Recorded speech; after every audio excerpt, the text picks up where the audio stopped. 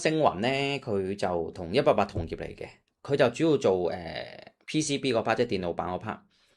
咁但係佢個技術係勁啲嘅，因為咧你當我哋外人咁睇啦，嗰啲電路板有好多層嘅 PCB。咁188你當係做中端中間嗰對，即係唔算係最高端。247高端啲嘅，佢可以做嗰個難度啊技術性再高啲，所以咧點解佢市值相對高啲？即係佢個盈利或者咩，其實佢真係勁啲嘅。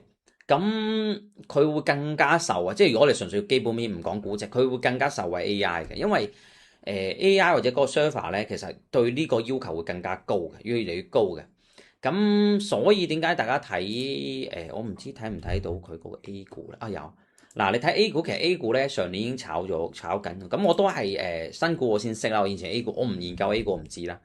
嗱，大家睇一睇 A 股，其實上年4月佢先71蚊啦。你見佢喺短短嗰3個幾月啫，就炒到係300幾蚊。咁70升到300幾，即係升多成3、4倍。所以你而家你 review 翻188嘅話，升咗由低位10蚊升到40蚊咧，其實唔係好過分。你見呢隻股都已經升咗幾倍啦。咁呢度咧，其實就反映呢一浪啦，其實反映緊就係佢個 AI 數據中心佢受惠啦，咁市場開始重新估值啦，咁所以就變咗一夜炒到300幾，咁跟住之後就好用咗差唔多半年時間啦，就橫行啦，因為其實咧你 feel 到咧，或者個市場就覺得呢個估值已經差唔多啦，因為你坦白講股價好難無限上升嘅，都要睇估值呢樣嘢嘅。我可以俾你50倍估值，但我唔可以俾你100倍、200倍估值噶嘛。就算你今年有增長啫，係咪？